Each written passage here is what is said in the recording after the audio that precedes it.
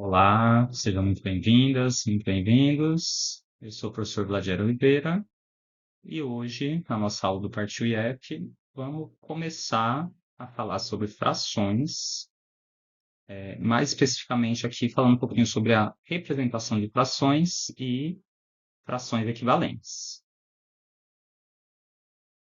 Nossos objetivos na aula de hoje, então, são, primeiro, reconhecer a representação de uma fração, entender o que significa cada número daqueles, né, o de cima e o de baixo na fração, e também fazer uma representação gráfica, algum desenho que represente aquela fração.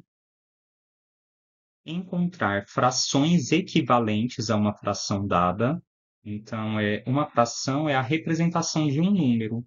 E um número a gente sabe que pode ser escrito de infinitas maneiras. Então, da mesma forma, uma fração ela vai ter infinitas representações equivalentes àquela primeira fração dada. E, por fim, fazer a comparação entre duas frações. O que quer dizer comparar? Dizer, basicamente, colocar em ordem, né? Dizer se uma fração é maior, menor ou igual que outra. Então, esses são os três objetivos da nossa videoaula de hoje. Então, primeiro, entendendo um pouquinho como é que funciona a representação por frações. Quando a gente representa uma fração, em geral, a gente vai ter dois números, um em cima e um embaixo, tá?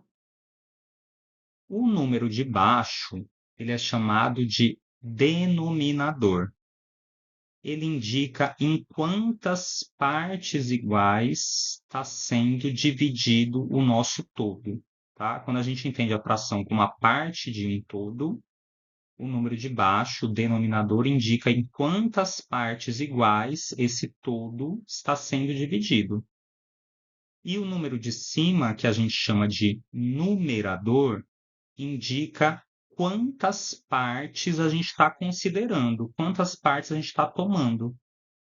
Então, por exemplo, se eu tenho a fração 3/4, indica a parte de um todo. Eu estou pegando 3 partes de um total de 4 partes iguais. Então, vamos fazer aqui, ó. Primeira coisa que eu olho primeiro aqui para o número de baixo, tá? Para o denominador, porque ele indica para mim em quantas partes iguais o meu todo foi dividido. Então, vamos fazer isso. Vamos pegar nosso todo aqui e tentar dividir ele em 4 partes iguais. Vou fazer mais ou menos aqui.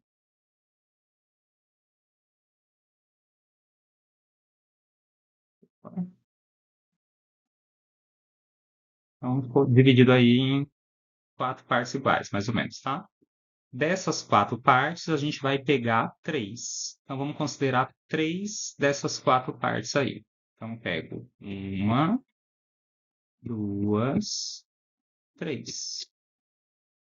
Então, essa é uma forma de representar a fração 3/4. Pego um todo, divido em 4 partes iguais e tomo 3 delas. Tá? O que acontece quando a gente pega, por exemplo, a fração 4/3? O que essa fração está indicando para mim? Eu vou pegar 4 partes de um todo que foi dividido em 3 partes iguais. Então, olha lá, eu tenho um todo, eu vou dividir esse todo em 3 partes iguais e eu quero tomar 4 partes dele. Mas o que acontece? Quando eu tento tomar as 4 partes, ó, o que eu tenho aqui? 1, 2, 3. Eu não consigo tomar as 4 partes, né? Então, o que acontece? Nesse caso aqui, eu tenho mais de um todo, certo? Essa fração 4/3 representa mais do que um todo. E tudo bem, não tem problema nenhum, tá? Então, o que acontece? Eu teria que ter outro todo aqui, também dividido em 3 partes iguais, e agora sim eu consigo representar a fração 4/3, ó. Porque eu tenho 1, 2, 3, 4/3. Ok? Então, numa fração, não tem problema se o número de cima for maior ou menor do que o de baixo, tá? Se o número de cima for maior do que o de baixo, como está acontecendo aqui no 4/3, o que significa que a gente vai ter mais do que um todo, certo? A gente vai ter que considerar mais do que um todo, mas isso aí não tem problema nenhum. Falando um pouquinho agora sobre frações equivalentes, as formas de representar uma mesma fração. Então, vamos fazer o mesmo exercício que a gente tinha feito antes, né? Tem a fração 2/5. Então, separo aqui um todo em 5 partes, vamos fingir que são 5 partes iguais aí, e vou tomar duas partes.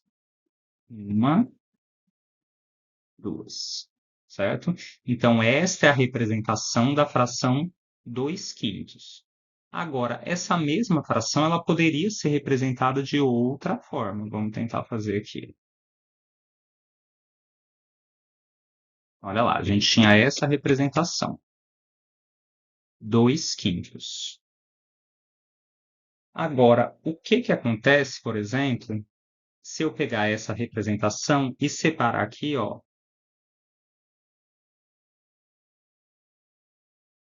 cada pedacinho dela em outros 3. A minha representação, que antes era duas partes de um total de 5, agora virou 6 partes de um total de 15.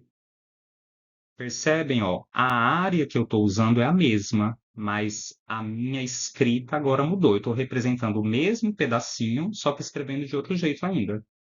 Será que eu conseguiria fazer isso de outro jeito? Ah, conseguiria. Por exemplo, ó, se eu separar cada um desses aqui ao meio. Então, vamos ver aqui quantas partes eu tenho agora, ó. Uma, duas, três, quatro, cinco, seis, sete, oito, nove, 10, 11, 12. Agora eu tenho 12 partes de um total de 30. Mas a minha área inicial não foi alterada, então ainda é a mesma fração. Da mesma forma, se eu pegasse e dividisse aqui, ó, ao meio.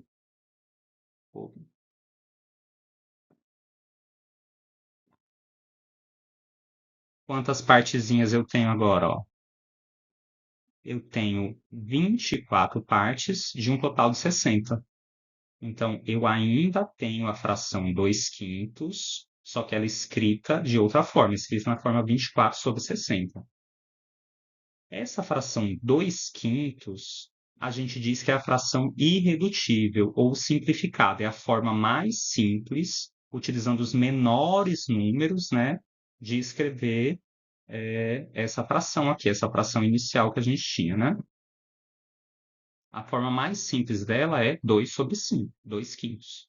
Mas a gente tem infinitas formas de escrever. Por exemplo, 6/15, 12/30, 24/60. São frações equivalentes àquela fração inicial de 2/5. Então, olha lá. Em geral, o que a gente faz? Quando a gente tem uma fração, nos interessa encontrar as frações equivalentes a ela.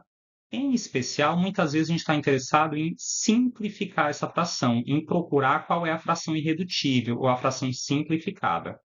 Então, nesse caso aqui, ó, quando eu vou fazer isso, quando eu vou buscar a fração simplificada, um jeito simples é tentar encontrar um número que dê para dividir o numerador e o denominador, o número de cima e de baixo.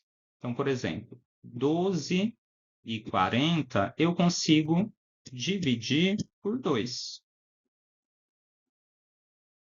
Então, como é que ficaria aqui o 12 e 40? Ó, 12 dividido por 2 dá 6, 40 dividido por 2 dá 20. E aí eu poderia repetir esse processo quantas vezes forem necessárias. Ó. 6 e 20 eu percebo que ainda dá para dividir por 2. Então, vou continuar aqui dividindo por 2. Vamos ver como é que fica. Ó. 6 dividido por 2 é 3, 20 dividido por 2 é 10. Então, encontramos agora 3/10. Não dá mais para simplificar, não consigo simplificar mais do que isso, né? Então, significa que agora a gente encontrou a fração na forma reduzida, a fração simplificada, que é equivalente a 12/40. Tá? E aí, a partir da fração na forma simplificada. Se você quiser encontrar outras frações equivalentes, você pode, por exemplo, só que agora, em vez de dividir, eu poderia multiplicar. Poderia, por exemplo, multiplicar aqui por 3. Então, o que que a gente teria, ó? 3 vezes 3 é 9, 10 vezes 3 é 30. Então, outro jeito de escrever a fração 12 sobre 40, ou a fração 6 sobre 20, ou a fração 3 sobre 10, é escrever 9 sobre 30. Tudo bem? E aí, pessoal, outro exemplo aqui, 20 sobre 36, tá? Quando eu fiz o exemplo de cima, eu fui dividindo por 2, depois por 2 de novo.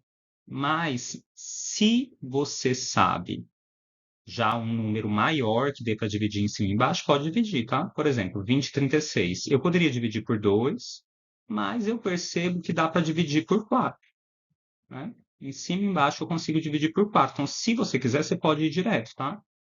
20 dividido por 4 dá 5, 36 dividido por 4 dá 9. E aí, em um passo só, eu já encontrei a fração na forma simplificada, aí na forma reduzida do 20 sobre 36, certo? Então, olha lá, uma das aplicações da equivalência de frações, né, é poder fazer a comparação delas, tá?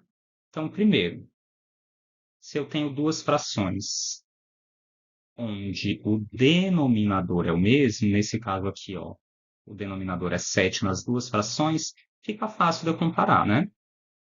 4 sétimos e 3 sétimos. 4 sétimos é maior, menor ou igual a 3 sétimos.